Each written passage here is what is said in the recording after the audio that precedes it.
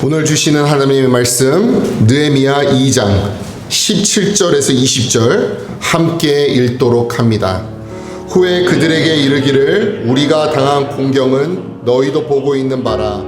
예루살렘이 황폐하고 성문이 불탔으니 자 예루살렘 성을 건축하여 다시 수치를 당하지 말자 하고, 또 그들에게 하나님의 선한 손이 나를 도우신 일과 왕이 내게 이른 말씀을 전하였더니 그들의 말이 일어나 건축하자 하고 모두 힘을 내어 이 선한 일을 하려 하매, 호론 사람 산발락과 종이었던 암몬 사람 도비아와 아라비아 사람 게셈이 이 말을 듣고 우리를 업신이 여기고 우리를 비웃어 이르되 너희가 하는 일이 무엇이냐, 너희가 왕을 배반하고자 하느냐 하기로, 내가 그들에게 대답하여 이르되 하나님의 우리를 형통하게 하시리니 그의 종들이 우리가 일어나 건축하려니와 오직 너에게는 예루살렘에 아무 기업도 없고 권리도 없고 기억되는 바도 없다 하였느니라.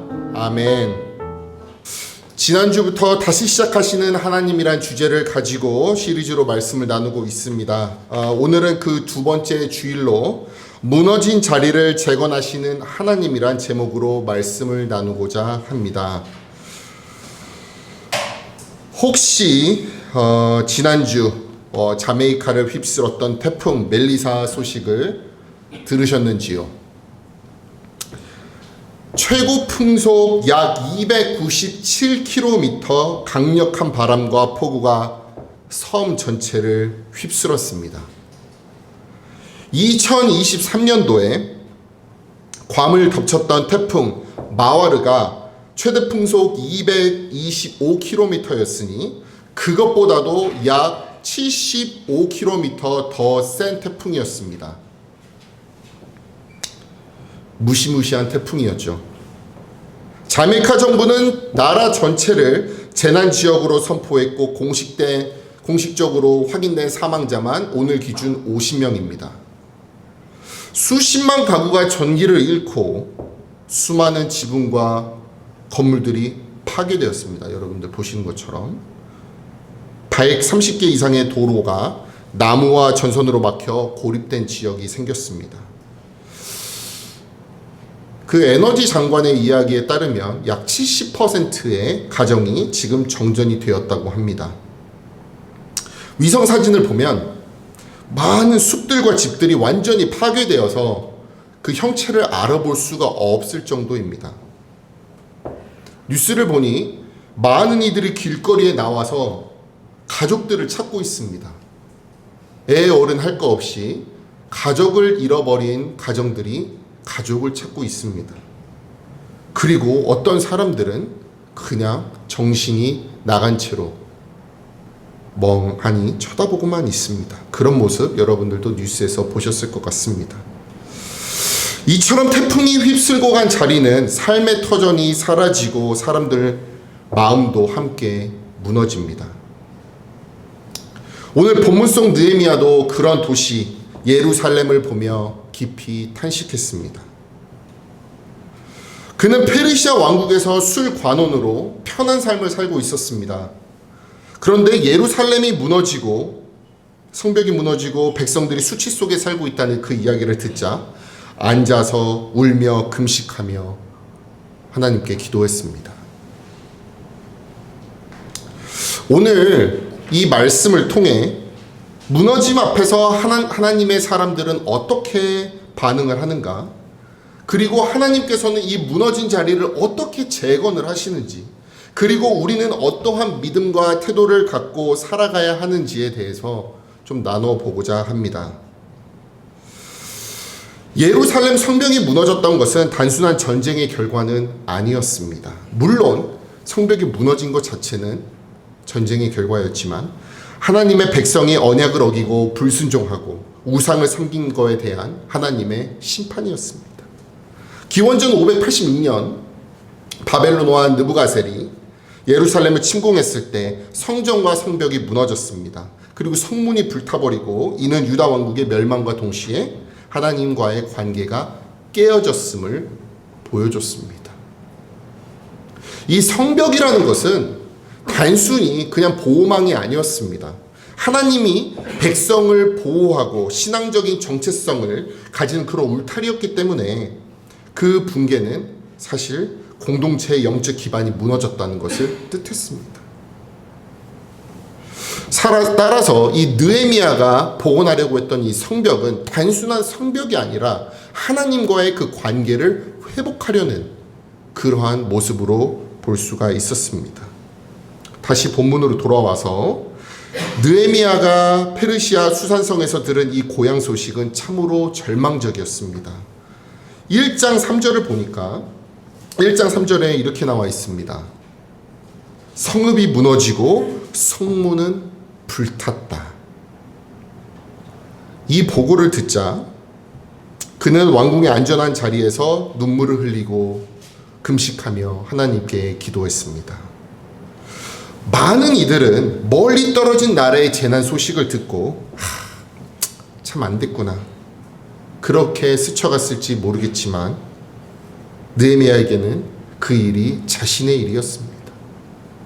그들의 눈물은 곧 나의 눈물이다라는 마음이 그 안에 일어난 것입니다. 그는 왕에게 나아가서 예루살렘을 재건하게 해달라 요청했고 그 허락을 들은 뒤에 먼 길을 돌아 예루살렘에 도착했습니다. 밤중에 성벽을 돌아보니까 돌로 세워졌던 성벽은 다 무너진 상황이었습니다. 그리고 성문은 불탄 채 형체만 남아 있었습니다. 그러나 느헤미야는 좌절하지 않았습니다. 그는 현실을 직시했습니다. 이렇게 사실 믿음이라는 것은 현실을 부정하는 것이 아닙니다. 믿음은 무너진 현실 속에서도 하나님의 행하실 새 일을 바라보는 눈입니다. 그게 바로 믿음이죠. 내가 아무것도 하지 않고 현실을 이거 아닐 거야. 그냥 가만히 두면 하나님이 알아서 해주실 거야. 이게 믿음이 아니라는 겁니다. 많은 그리스도인들은 그게 믿음이라고 착각하고 있어요. 하나님이 행하실 새 일을 바라보는 그것이 바로 믿음입니다. 우리도 마찬가지죠. 가정의 문제, 경제적 어려움, 사업의 어려움 등등등, 교회의 갈등 교회에 얼마나 많습니까? 사회에서 겪는 갈등보다 교회에서 겪는 갈등이 훨씬 더 많아요. 때로 무너져 내립니다. 그 앞에서 피하지 않고 하나님 앞에 나아가야지 진정한 믿음이죠. 무너짐을 있는 그대로 보되 그곳에서 하나님이 어떠한 일을 행하실 건지에 대한 그 기대를 거는 것이 믿음을 향한 태도입니다. 느헤미야는 며칠 후 백성들을 모읍니다. 제사장들, 귀족들, 지도자들, 일꾼들, 그리고 그들 앞에서 이렇게 이야기합니다. 우리가 당한 공경은 너희도 보고 있는 바라. 예루살렘이 황폐하고 성문이 불탔으니 이제 우리가 일어나 성벽을 건축하자. 여기서 느헤미야는 세 가지를 보여줍니다. 지금 느헤미야가 손 세 개를 이렇게 피고 있죠. 세 가지를 보여줍니다. 어떤 거예요? 첫 번째, 이것은 우리의 문제다. 너희가 아니라 우리의 문제다. 우리 공동체의 문제다 라는 것을 인식시켜 줍니다. 오늘 우리의 가정과 교회도 이런 것이 상당히 필요합니다. 누군가의 문제가 곧 우리의 문제라는 공감. 우리는 간혹 안타까운 소식을 들으면 이렇게 이야기합니다. 아유, 저 사람 사업이 어렵대. 힘들 거야. 몸이 아프대. 아유, 돈 많이 들어가겠네. 병원 가야 되니까. 그런데 그것은 그냥 뒷담화죠. 거기에 어떠한 걱정이 있고 어떠한 배려가 있습니까? 근데 우리는 그런 이야기를 서슴없이 합니다.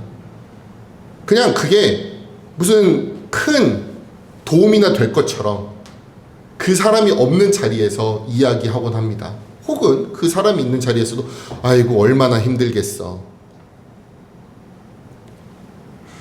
내가 직접 도움을 줄 생각은 눈꼽만치 없으면서 말만 앞서는 사람들 참 많죠. 근데 그런 거 말고 함께 짐을 지자라는 마음이 필요한 겁니다. 함께 마음을 지자. 내가 너와 함께 하겠다. 너의 문제가 아니라 우리의 문제다 라는 것이 너무나도 필요합니다. 그리고 두 번째, 현실을 피하지 않았습니다. 느헤미야는 단순히 하나님께서 도와주실 거야, 하나님께서 다시 성벽을 쌓아 올려주실 거야 라고 안일하게 말하지 않았습니다. 황폐했다, 성문이 불탔다, 현실을 정확하게 짚어줍니다. 진실을 말할 때 사람들은 공감합니다. 왜 그리스도인들이 사회에 나가서 말하는 것에 대해 신뢰가 없고 힘이 없습니까? 왜냐하면 무슨 일이 있을 때 하나님이 해주실 거야. 기도해봐. 이런 말이 앞서기 때문입니다. 같이 내가 기도할게. 그래서 기도하시는 분 몇 분이나 계십니까? 진실을 말하고 사람들이 공감하게 하고 그리고 약함을 인정해야 합니다. 그래야 거기서부터 회복이 시작되는 겁니다.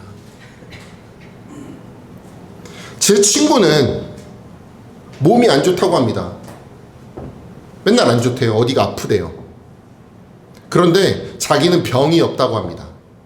도대체 이게 무슨 말인가 했더니 병원에 안 가면 병을 확진받은 일이 없기 때문에 병이 없다는 거예요. 이게 무슨 말도 안 되는 이야기인지. 이렇게 어떤 사람은 하나님이 해주실 거야 라고 생각하고 아무것도 하지 않습니다. 그래서는 회복이 될 수가 없는 거죠. 그게 어떻게 회복이 됩니까?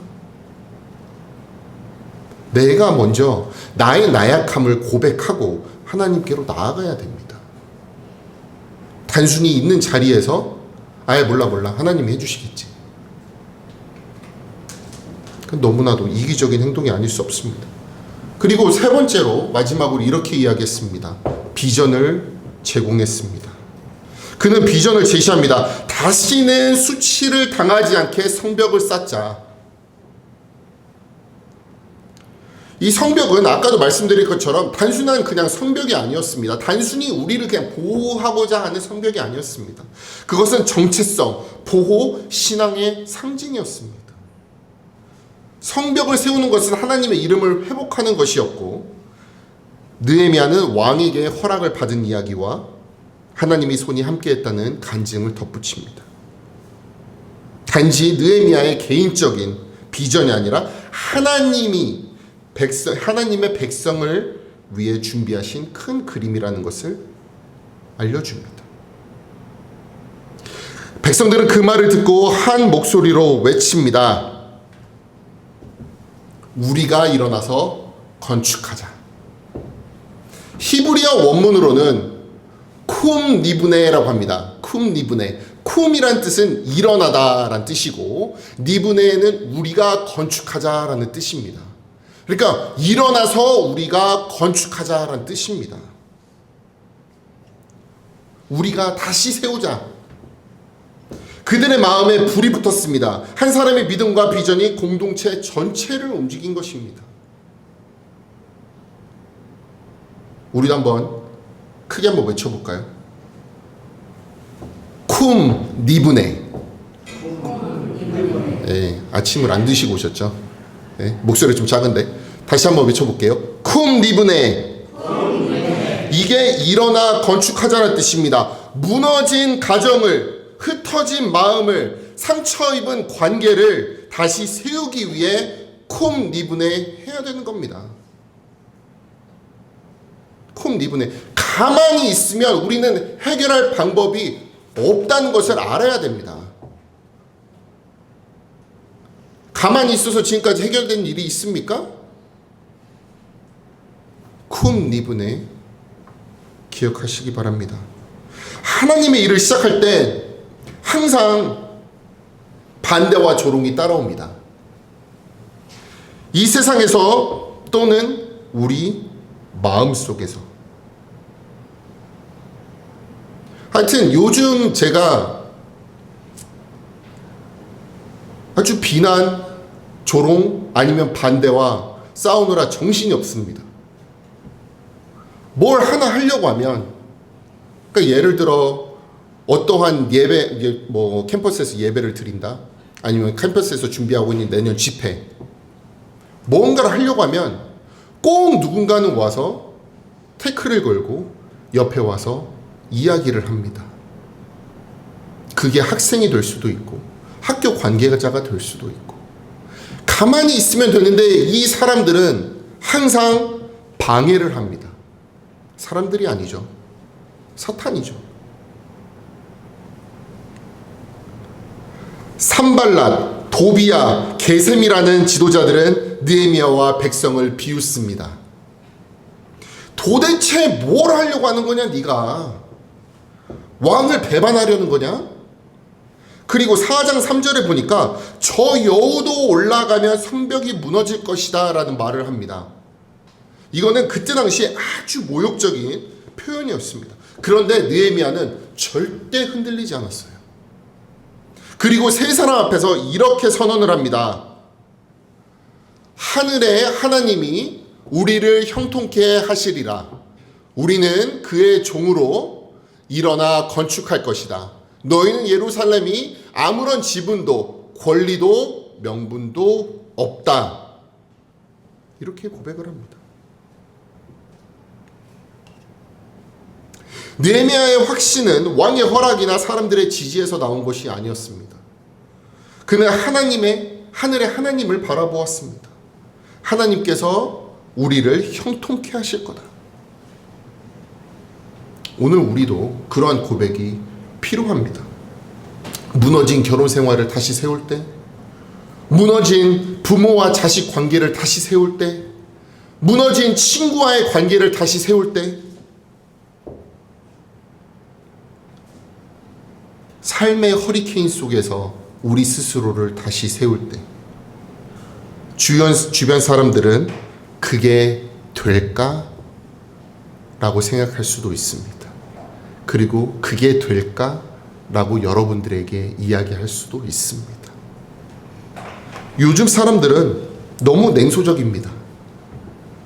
누가 뭘 물어보거나 고민을 이야기하면 별 반응도 없습니다. 그리고 굳이 반응한다고 하면 뭘 자꾸 분석을 하려고 그래. 본인들은 해본 적도 없는데, 겪어본 적도 없는데 자꾸 아는 척하고 전문가인 양 그러면서 이거 쉽지 않겠는데? 할 수 있겠어? 이런 이야기를 서슴지 않게 합니다. 제가 볼 땐 유튜브도 크게 한몫했다고 생각합니다. 사람들이 아는 게 너무 많아졌어. 쓸데없는 정보, 지식들이 많아져서 누구나가 다 전문가고 그런 세상에 살고 있죠. 그런 소리를 들으니 때로는 우리 내면의 목소리가 그래, 포기하자. 속삭입니다. 포기하자. 옆에서 그래 좀 해봐라. 내가 도와줄게. 해도 모자랄 판에 옆에서 계속 야 그거 해서 되겠냐. 그거 돈 많이 들어갈 것 같은데. 그거 너 혼자 가능하겠어? 이러니 내 귀 속에는 계속 그래 포기하자. 포기해. 이거 뭐 안 된다고 하는데. 그러나 우리는 느헤미야처럼 하나님을 바라보고 하나님이 형통케 하신다고 선포를 해야 됩니다. 하나님께서 형통케 하신다. 내가 지금 뭘 듣고 있는가? 어디를 바라보고 있는가? 하나님께서 형통케 하실 텐데. 이스라엘 백성들은 바벨론 포로 생활에서 돌아와 예루살렘 성전을 재건하다 반대와 어려움에 부딪힙니다. 그리고 잠시만 쉬자라고 하며 일을 중단합니다. 그리고 그 잠깐만이 15년이 지났습니다. 우리도 경험합니다. 기도는 내일부터, 성경 통독은 다음 주부터, 관계 회복은 시간이 좀 지나면 아직은 때가 아닌 것 같아. 이렇게 미루는 일이 너무너무나도 많습니다. 매년 새해가 되면 우리는 예를 들자면 성경을 읽기로 합니다. 내가 금년에는 성경을 일독하겠어. 하루 이틀, 한 주, 두 주까지는 잘 가다가 갑자기 바쁜 일이 생기고 뭐 하면 잊어버립니다. 그리고 내년을 기약하게 됩니다. 그래서 우리는 창세기만 닳고 달고 나머지는 빳빳한 성경책을 들고 다닙니다.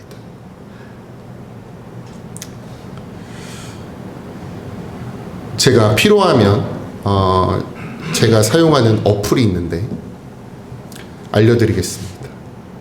그 어플에서 나오는 성경을 듣고 읽으면 하루에 1시간 반 정도 읽으면 1시간에서 1시간 반 읽으면 33일이면 1독할 수 있습니다. 1년 내내 하면 10독할 수 있습니다. 여러분도 1시간 반, 1시간에서 1시간 반. 이렇게 특히 마음이 어렵고 감정이 지칠 때 이 나중에란 말이 얼마나 달콤한지 모릅니다. 나중에 저도 이번 주 내내 나중에라는 말 입에 달고 살았습니다. 매일 뭘 제출해야 될 게 있으니까 그래 저거는 내일, 나중에, 오늘은 요것만, 나중에. 하지만 이 잠깐의 쉼이 시간이 지나면 무기력과 체념이 됩니다. 아예 못하겠다. 나중에 해야겠다. 하나님은 오늘 우리에게 말씀하십니다. 지금 당장 일어나라. 몸이 무겁고 마음이 지칠지라도 믿음으로 한 걸음 내딛는 것이 중요합니다. 하나님은 우리의 작은 순종을 통해 큰 일을 이루시는 줄 믿습니다. 느헤미야의 사역은 하나님의 일을 감당하는데 이 필요한 원리를 보여줍니다. 느헤미야가 하나님의 일을 감당하는데 필요한 이 5가지. 첫째로는 하나님의 때를 기다려야 됩니다. 느헤미야는 막 행동하지 않았습니다. 그 소식을 듣고 4개월 동안 금식하며 기도하며 준비했습니다. 하나님의 일을 준비하는 데는 시간이 필요합니다. 기도를 통해 하나님의 일을 분별할 때 올바른 시기를 알게 됩니다. 조급함은 하나님의 일을 그르치기 쉽상입니다. 근데 우리는 기다림이 부족해요. 참을성이 없죠. 항상 뭔가를 하려고 듭니다. 내가 안 하면 안 될 것 같으니까. 지금 아니면 또 안 될 것 같고. 하나님은 정확한 때에 일하십니다. 그리고 그것은 기도를 통해 하나님께서 여러분들에게 말씀해 주실 것입니다. 두 번째는 현실을 정확하게 파악해야 됩니다. 느헤미야는 밤에 성벽을 둘러보며 어디가 어떻게 망가졌는지 둘러봤습니다. 믿음은 눈을 감는 것이 아닙니다. 눈을 뜨고 현실을 바라보는 것입니다. 가정이 왜 무너졌는지, 나와 자식 간의 관계가 왜 이렇게 힘든지, 왜 무너져 있는지, 교회가 왜 지쳤는지, 왜 저 권사님과 나의 관계는 회복되지 않는 건지 상황을 파악해야 적절한 대책을 세울 수 있습니다. 눈을 감고 때가 되면 해결되겠지는 절대 해결이 안 됩니다. 그리고 비전 나누고 동기를 부여해야 합니다. 느헤미야는 사람들에게 명령하지 않았습니다. 넌 이거 하고 넌 이거 하고. 오히려 공감으로 시작해서 비전을 제시했습니다. 자신이 어떻게 하나님께 감동을 받았는지, 왕이 어떻게 허락을 했는지, 그리고 사람들에게 확신을 심어줬습니다. 우리도 가족들에게 그리고 교우들에게 단순히 해야 한다고 강요하지 않고 왜 해야 하는지 하나님의 비전을 선포해야 합니다.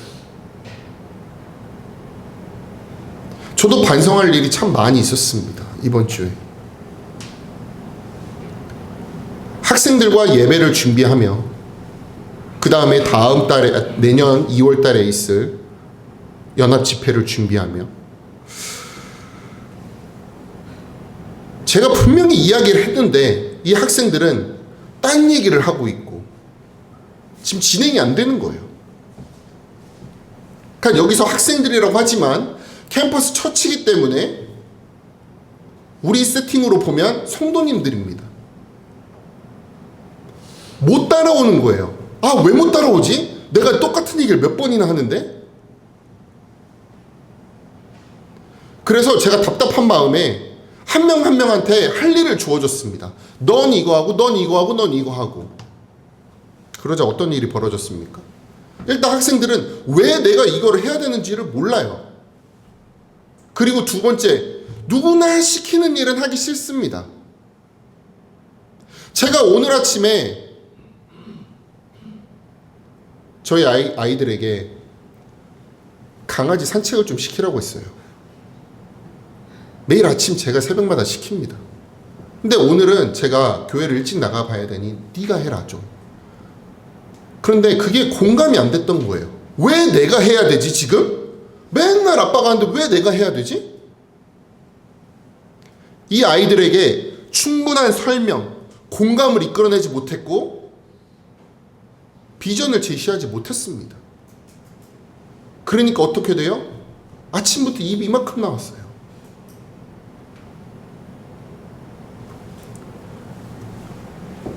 그리고 우리는 항상 방해를 예상하고 대비해야 합니다.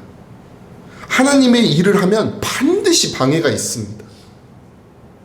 단순히 성경책을 한번 좀 읽어볼까? 거기서부터 방해가 시작됩니다. 마귀는 격려하는 것보다 비난을 더 많이 사용합니다. 왜냐하면 우리는 비난에 아주 취약하기 때문입니다. 누구라도 비난받기 싫어합니다. 두려워합니다. 우리 마음에도 안 된다는 생각이 들어옵니다. 포기해야겠다. 그러나 반대가 올 것이라는 걸 알고 준비하면 두려움이 줄어듭니다. 아, 올 게 왔구나. 기다리고 있었다. 제가 그래요. 제 연구실에 앉아있으면 모르는 얼굴 한 명이 들어옵니다. 학생일 때도 있고요. 그렇지 않을 때도 있습니다. 그러면서 시작합니다. 아, 그 예배 드리는 거 이런 식으로 시작을 해요. 그러면 저는 아, 올 게 왔구나. 넌 또 뭐냐? 항상 반대가 있습니다. 그게 저에 있어서는 이단일 수도 있고요. 누군가는 이 캠퍼스 자체에서 예배를 드리는 것을 원치 않는 경우도 있습니다. 우리는 크리스천들이기 때문에 당연하다고 생각하는 것들을 세상은 반대하는 경우 너무나도 많습니다. 저도 그거를 깨닫지 못하고 있었어요. 아, 이렇게 많은 사람들이 이거에 대해서 불만을 갖고 있나? 근데 방해를 예상하고 나니까 두려움이 없는 거예요. 아, 네가 왔어. 이 얘기를 해. 그래. 너도 그런 아이구나. 너도 그런 사람이구나. 너도 불만이 있었구나. 그런데 미혹되지 말고 하나님이 형통케 하신다는 고백으로 우리는 대응해야 됩니다. 그리고 하나님이 함께 하신다는 확신을 갖고 두려움을 내쫓아야 합니다. 느헤미야와 같은 시대에 활동했던 학계 선지자는 이 성전이 나중 영광이 이전 영광보다 크리라라고 선포했습니다. 사람들은 솔로몬 왕의 화려한 성전을 그리워하고 무너진 성전터에서 시무룩하게 서 있었습니다. 하지만 학계는 말합니다. 나중 영광이 이전 영광보다 크리라. 아멘. 하나님께서 다시 세우실 성전은 겉모습이 덜 화려할지라도 하나님의 임재와 평강이 충만할 것이라는 의미였습니다. 느헤미야의 성전과 성벽과 학계의 성전은 결국 예수 그리스도를 통해 완성되었습니다. 예수님께서 이 성전을 홀라 내가 사흘 만에 일으키시라 하신 말씀처럼 그리스도는 무너진 죄의 성벽을 허물고 새로운 생명의 길을 여셨습니다. 성령께서 우리 마음에 성전을 세워주셨습니다. 예수님께서 오셔서 우리의 무너짐을 다시 대신 짊어지시고 하나님의 영광을 회복하셨습니다. 따라서 느헤미야의 성벽 재건 이야기는 예수 그리스도의 재건 사역을 예표합니다. 즉 미리 알려주는 표징이 된다는 거죠. 오늘 우리가 성벽을 쌓는 일은 실은 예수님의 은혜를 삶으로 나타내는 일입니다.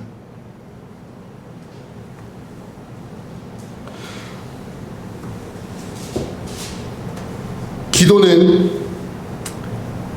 우리의 영적 보호막입니다. 그래서 기도의 성벽을 세우는 것은 우리 일상 속에서 아주 중요한 일입니다. 그리고 우리는 말씀의 성벽을 쌓아야 합니다. 말씀은 우리를 바로 세웁니다. 뭔가 확실하지 않은 것이 있다면 우리는 말씀으로 돌아가야 합니다. 하나님의 말씀이 마음속에서 사라질 때 사탄의 거짓말은 우리의 생각을 장악합니다. 느헤미야 시대 백성들은 성벽이 세워진 뒤 말씀을 읽고 회개했습니다. 말씀을 읽는 시간, 묵상하는 시간을 다시 여러분의 일상에서 세우시기 바랍니다. 매일 몇 구절이라도 읽고 가정에서 함께 나눠보시기를 원합니다. 그리고 우리는 공동체의 성벽을 세워야 됩니다. 느헤미야는 절대 혼자 일하지 않았습니다. 모두가 성벽의 한 부분을 맡아 함께 일했습니다. 우리도 공동체 세워나가야 합니다. 한 주에 한 번 이렇게 만나 예배드리고 서로 교제하고 하는 것이 아니라 함께 공동체를 세워나가야 합니다. 그동안 거리감이 생긴 지체들에게 한 번씩 연락하고 메시지 남겨주고 우리 유튜브 볼 시간에 카톡 하나 메시지 하나 남겨주는 그러한 공동체 세워나가야 합니다. 그리고 마지막으로 봉사와 사랑의 성벽을 세워나가야 합니다. 우리 주변에 도움이 필요한 이웃이 있습니까? 너무나도 많죠. 금전적인 도움이 아닐지라도 따뜻한 관심과 격려가 절실한 사람들이 우리 주변에 너무 많이 있습니다. 우리 교회에도 많이 있습니다. 이 자메이카 허리케인 소식을 들으며 우리는 멀리 있는 이웃을 위한 기도와 후원도 할 수 있습니다. 꼭 내 것이 아니라 내 사람이 아니라 저 멀리 내가 모르는 사람이랄지라도 도움이 필요하다면 도울 수 있어야 합니다. 우리는 너무 우리에 익숙합니다. 내 게 아니면 우리 게 아니면 일단 옆으로 빼놓고 생각하는 경향이 있습니다. 근데 우리가 예수 그리스도를 보면 언제 우리하고 나만 챙겼습니까? 내가 전혀 모르는 사람들도 도움이 필요하다면 우리는 언제든지 달려나갈 수 있어야 합니다. 무너짐은 늘 우리 곁에 있습니다. 그러나 중요한 것은 하나님이 다시 세우신다는 사실입니다. 느헤미야는 현실을 직시하고 눈물로 기도했습니다. 그는 하나님의 감동을 따라 행동했습니다. 사람들을 공감시키고 비전을 나누었습니다. 반대와 조롱이 있어도 절대 흔들리지 않았습니다. 그리고 결국 52일 만에 성벽을 완성했습니다. 그 일은 사람의 능력으로 한 일이 아니라 하나님의 선한 손이 하신 일이었습니다.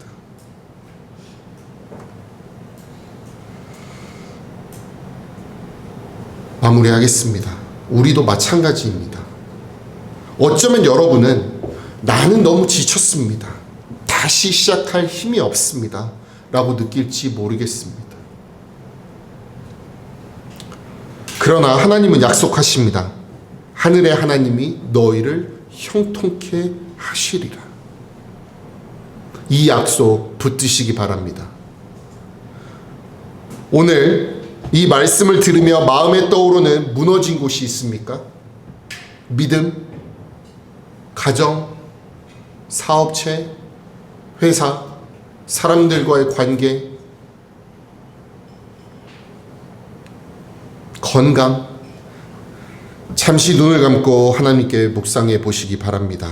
그 자리에서 느헤미야처럼 눈물을 흘리고 쿰 리브네 지금 일어나서 건축하겠습니다 라고 결단하시기 바랍니다.